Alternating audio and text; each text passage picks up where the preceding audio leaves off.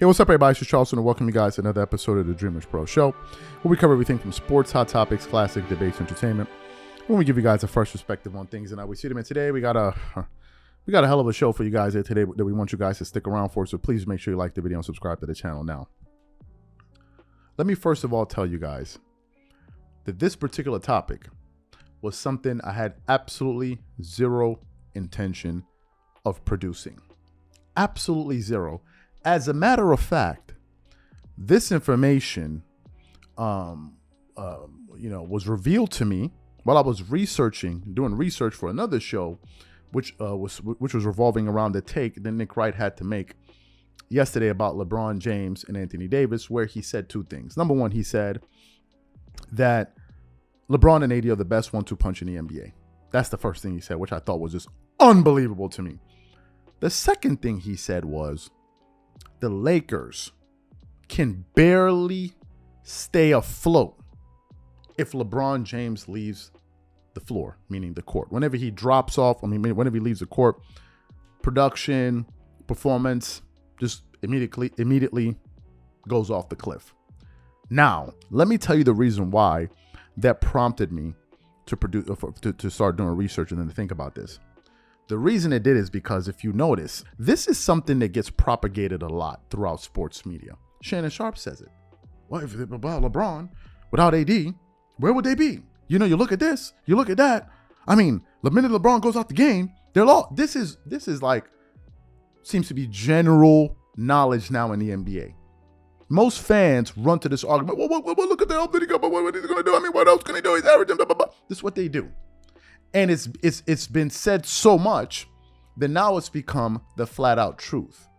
But after doing some research, I found out that actually this is one of the biggest myths and lies that's being spread all throughout NBA sports media. That people, it's just running around rampant and people are taking it as truth.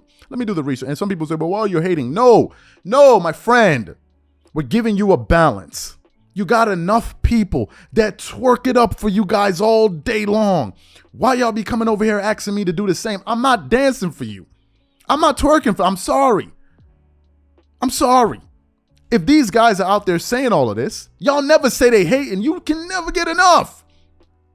They be busting it down for you. Y'all be loving it, man. Tossing your ones and everything. Loving it. Y'all don't be saying nothing. The minute you hear somebody, oh, he hating. No, you be loving it too much, man. Turn off the music. It's enough. Y'all are twerking it up all over the place, knocking over people's drinks, hitting people's elbows, bumping into people. It's enough. I'm giving you guys a different view, a different perspective on this. You want all of us to think it's one? No, it's a different opinion. And newsflash, not everybody that hears that stuff agrees with it. Newsflash. There are people that have different opinions, and I'm just representing a different view. Allow others to have an opinion. I was doing some research, and the stat that I found absolutely stupefied me. As y'all know, there's a stat, a particular metric that measures the overall positive or negative net effect you have on a basketball club when you're on the floor. And that stat is called what? Plus minus. When you're on the floor, if you and your number is plus 20, it means that's the effect. Your team could be winning or being a positive of that amount given the amount of time that you're on the floor. And then I was doing some research and looking at some numbers of various players. Then I looked at LeBron. Something told me, because they have a plus minus for the season. You guys can go hunt this information down. It's on NBA.com. And I looked at it. LeBron's plus minus for last season was negative 2.3. That was last season. Negative 2.3.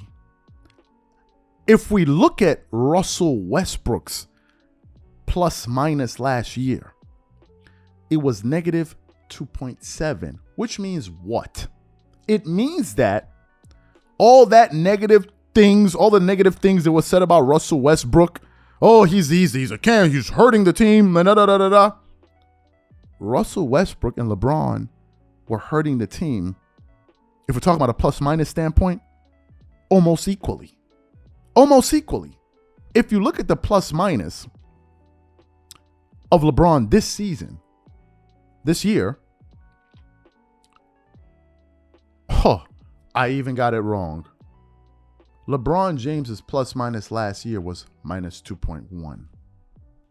His plus-minus this season is minus 6.1. Minus 6.1. Russell Westbrook is minus 2.7. Anthony Davis, get ready for it, is 2.2. When LeBron is on the floor, the Lakers are losing by an average of 6.1 points a game.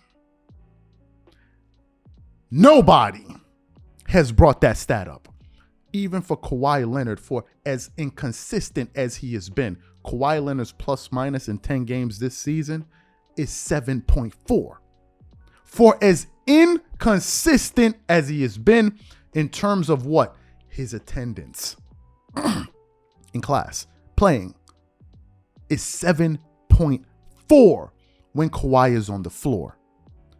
But if you listen to these people in the media talk, they make it seem as if LeBron has no help, that he's the last hope.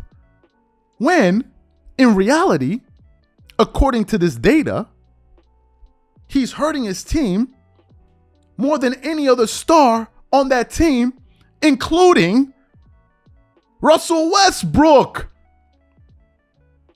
How can Anthony Davis be a positive 2.2 and LeBron is a minus 6.1? And then Nick Rice sat up there and said, oh, the minute he goes out of the game for 10 minutes, it just falls off a cliff. What stats you be reading? What stats? Who's mentioning that? Who's saying? I just stumbled upon this.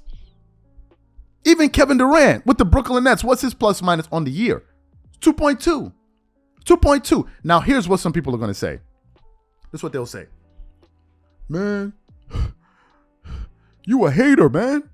You a hater. How you gonna use this stat? You know why they're going to say this stat doesn't work? Because it doesn't serve their interest. These are the same people that sit up there and twerk it up all day long and would be sitting on their phones counting how many points LeBron has scored, how many rebounds he has in his career, and be sitting down telling me he's the all-time leader in this, and this, and this, and this. And I'm like, here's another number. Man, you hate it. So it's only certain numbers y'all want. Certain numbers. You know, like L's. Y'all don't want those numbers. No. Plus minus. No. We don't want those numbers. Missed free throws. No. We don't want those numbers. Points. Yeah, we'll take those. What happened to your consistency? This is a crazy stat. It means that for this entire season and how many games has LeBron been a part of? He's played, 10 games this season.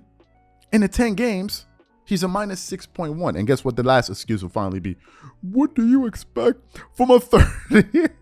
Y'all pathetic. My God, this fan base, man. This is the most pathetic, man. I'm sorry, man. Y'all be, man, of all the NBA fans out there that supporting various players and this particular fan base is the most nauseating fan base out of all of them, man. The most annoying fan base out of, by far. Y'all say anything to win. Anything. And God forbid somebody gives you guys a counterpoint. Oh my God, he's a hater. Please explain that to me. How would the Lakers falling off the cliff when he leaves the court when he's all season long is a negative 6.1? And some people are saying, oh, you being disrespectful by saying that. Is LeBron hindering the success of AD? Oh, you disrespectful. You being disrespectful. What's up with all of this, LeBron? I'll catch y'all on the next show, man. Catch y'all on the next one, man. Peace.